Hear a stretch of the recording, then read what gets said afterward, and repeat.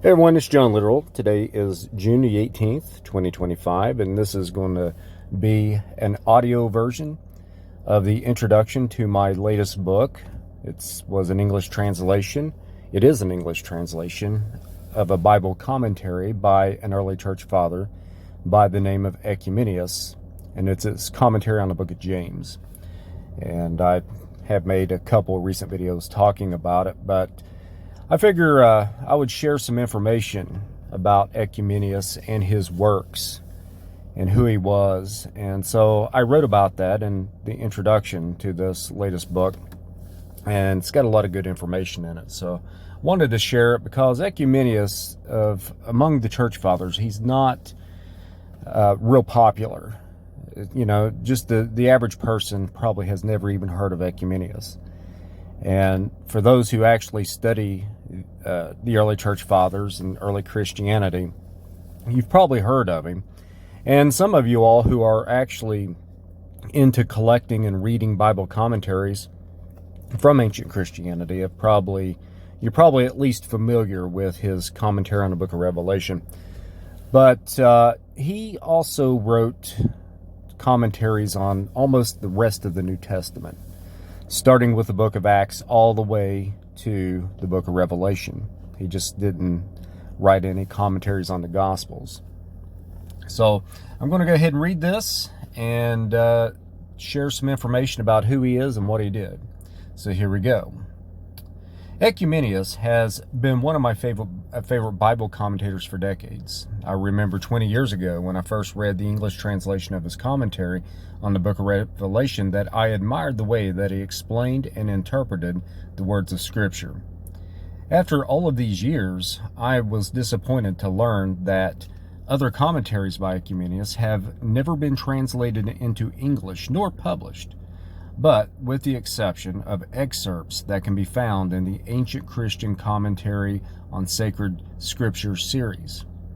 I plan to change that, starting with this commentary by Oecumenius on the Epistle of James. When it comes to the identity of Oecumenius, there are different conclusions that scholars have come to, not only about who he was, but when he wrote his commentaries and which ones are actually his and which ones are not. There have been manuscript discoveries of his commentary on Revelation that have given evidence that the author of that commentary on Revelation wrote in the 7th century, perhaps very early, such as the 600s. Some think that Oecumenius lived in the 6th and 7th centuries. Not all scholars agree that the Oecumenius who wrote the commentary on Revelation is the same Oecumenius who wrote the other commentaries on the New Testament, but some do think that it is one and the same Oecumenius. It has been thought for a long time that Oecumenius was Bishop of Tryca in ancient Thessaly. Others think he was a layperson from Assyria in Asia Minor.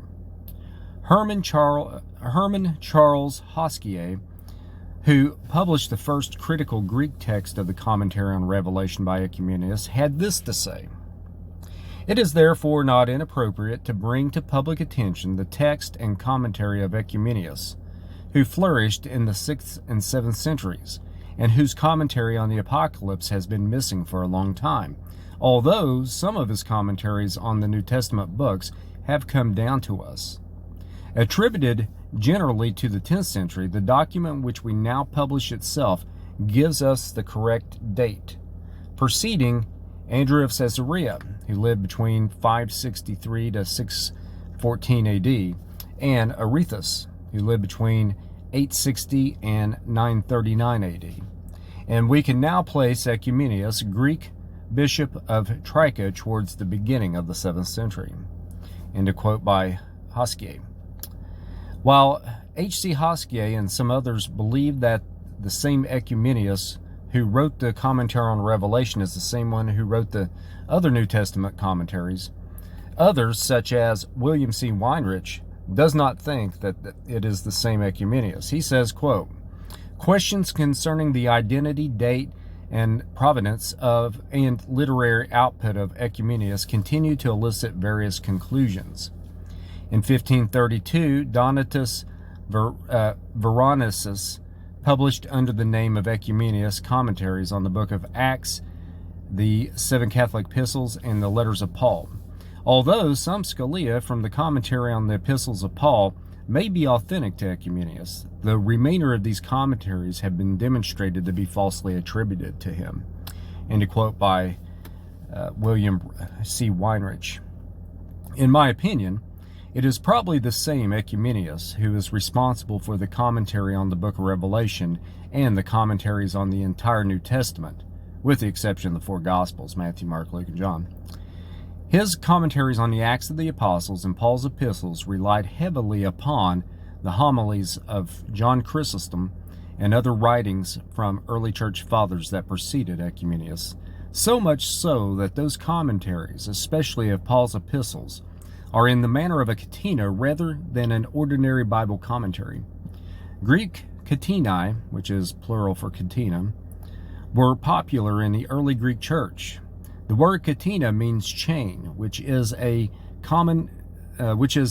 chain of quotes by different writers that create a running commentary on Scripture. A common Bible commentary is when a writer will comment on a passage of Scripture, while the catena is when a compiler will take, often, direct quotes from multiple writers and place them after each passage of Scripture to serve as a commentary that explains the meaning and interpretation of each passage given. By the time of Oecumenius in the 6th century, those who wrote commentaries on the Bible were somewhat compilers themselves, because it was a sign of orthodoxy to draw from earlier church fathers when expounding Scripture. Even ordinary Bible commentaries by individual writers were in many ways catenae, because even though many of them may not have copied word for word from the earlier church fathers, they would often depend on them and preserve what the predecessors wrote. Especially by the time of the 9th and 10th centuries, just after the time of what most consider to be the period of the early church fathers. Those writers who made commentaries on the Bible rarely ever wrote anything original in their commentaries, but would write in the matter of a catena without necessarily appearing to be a catena outwardly. But with examination, it would be obvious that they drew heavily upon others, not entirely quoting word for word, but slightly rephrasing excerpts. In this day and time, some would consider that being flirting with plagiarism, while back in those days it was considered sound orthodox exposition on Scripture, and no one took offense to it. While the Greek church produced commentaries in the form of catenae, the Latin church evolved in a similar fashion by creating glossed Bibles, such as the Glossa Ordinaria, which was the standard quote-unquote study Bible for centuries during and after the 12th century. As for the commentaries by Oecumenius, it is outwardly obvious that he took the role as a compiler of quotes for his commentaries on Paul's epistles, while his commentaries on the Catholic epistles, even though he did draw upon earlier church fathers, those commentaries are in the manner of an ordinary commentary. Here is an excerpt from the introduction to the commentaries by Oecumenius from the Patrologia Graeca, which is the Greek Church Fathers collection, concerning this topic. Quote, "Moreover, it is clear who the author of the commentaries is. It is evident that he is not the primary author of all the material, since in the Acts of the Apostles and the letters of Paul, many things are summarized here, which Chrysostom had treated more extensively. Furthermore, the opinions of many others are referenced, sometimes with only the names placed in the text and sometimes with additional notes in the margin, which we have entirely left as they were found in the example. However, regarding the Apocalypse, a certain author is clearly indicated, with the names of those from whom he had extracted some things added at the beginning. Moreover, in all those commentaries, the opinions of various authors are frequently presented, with their names suppressed. I do not know whether due to the negligence of the copyist or not. Nevertheless, it is evident from this that you often find something contrary to what had preceded. And let us bring forth an example for the sake of the word. when he previously said in the Apocalypse that Babylon is Constantinople, not the world or any other city, but afterwards he states and proves in many places that it is the world and no particular city. Moreover, although in the earlier books no one has prefixed his name, as is the custom among Greeks of the Greeks, never publishing under his own name what he had not elaborated by his own effort, but rather collecting certain patches from various sources.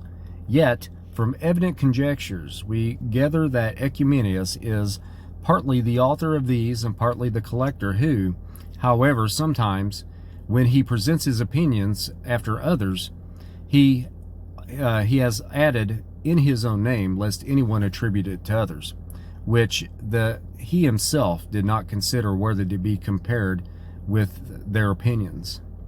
However, he has extracted many things from Chrysostom, whose name he only took care to add when he was reciting his words, but not when he was referring to his opinion in more concise terms.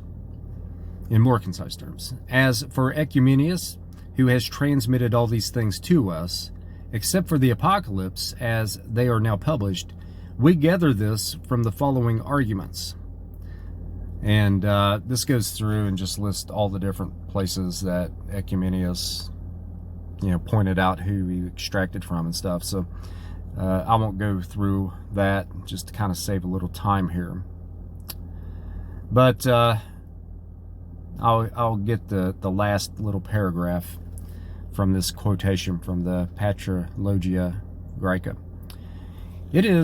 Since it is therefore more clearly evident that the Oecumenius collected commentaries on the epistles of Paul, we believe that he did the same in the Acts of the Apostles and the Catholic epistles, although he did not add his name there, since the phrasing is entirely his, except that he had fewer to copy there, the names of whom we scarcely ever find added in the Greek manuscript, never in the text of the letter nor in the margin. End of quote.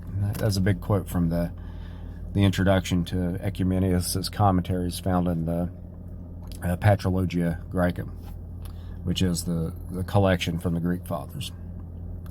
Now, as for his commentaries on the Catholic epistles by Oecumenius, some commentators on the Bible after him from the Greek Church relied heavily upon him, most especially Theophylact, who lived between 1055 to 1107 AD, who was a Byzantine archbishop of Ohrid in Bulgaria. As a matter of fact, Theophylact's commentaries on the Catholic epistles are somewhat slightly condensed versions of Oecumenius. Some sources say that their commentaries are identical, but that is not entirely true. These commentaries by Oecumenius and Theophylact are not carbon copies of each other, but Theophylact was not shy about copying at length, word for word, from Oecumenius. Theophylact did slightly condense the content of Oecumenius when he could, and he would rephrase some things, but by today's standards, it would be considered blatant plagiarism. But like I said above, back then, this was considered to be a noble preservation of traditional orthodoxy. It is, as it is said, that imitation is the best form of flattery. The English translation of this commentary by Oecumenius on the Epistle of James comes from the Patrologia Graeca, which, like I said, is the collection of the Greek Fathers, and it comes from volume 118. And that's the end of the introduction. And so I just wanted to share that because that's some pretty good information about who Oecumenius is and his commentaries and stuff, and his style of writing in his commentaries. So folks, I'll go ahead and end the video here. I'll leave a link in the description box below to where you can access this commentary for free. And like I said, you can find it on Amazon. It's in America. It's selling for only $6.99, which, you can't beat that. It's, it's over 50 pages, which, is not very large. But a lot of work went into it. It took me a little while to do it. And, now I'm working on his commentary on First Peter, and I'm in almost to the third chapter of that. What I'm going to do is I'm going to finish First Peter and Second Peter, and then I will publish that in print and also make it available. And also on Amazon, you can buy it in print, and you can also buy it in Kindle. I bought the Kindle version, and they did a phenomenal job of taking my document and putting it on Kindle, and it's very easy to read, very easy to use. So I do highly recommend, if you want to get it immediately, the Kindle version is excellent, and you buy the Kindle version, you don't have to wait for it to be mailed in. But a lot of people do like to have books in print, and so I offer it in print as well. So folks, take care, have a good day.